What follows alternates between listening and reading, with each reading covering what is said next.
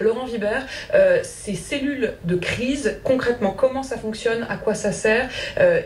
voilà, est-ce qu'on peut appeler qui est au bout du fil, comment ça marche? Alors, la cellule de crise du ministère des Affaires étrangères, qui est au Quai d'Orsay, est un embryon de ce qui sert à l'échelon gouvernemental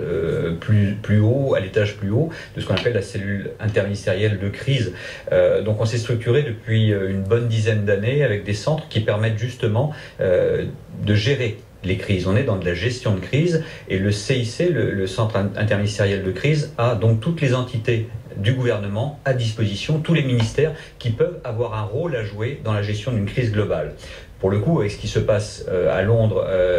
hier soir et aujourd'hui, on a plus besoin de cette base affaires étrangères de manière à s'occuper de ressortissants français qui sont sur le territoire britannique, de manière à apporter surtout aux familles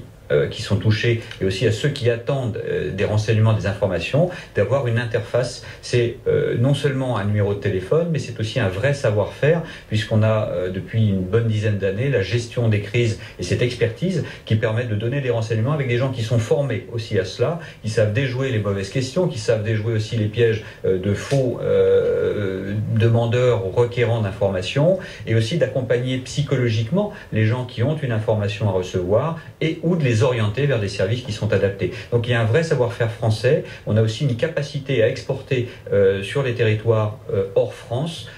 overseas, des agents du ministère des Affaires étrangères pour pouvoir assister l'ambassade dans le pays qui est touché.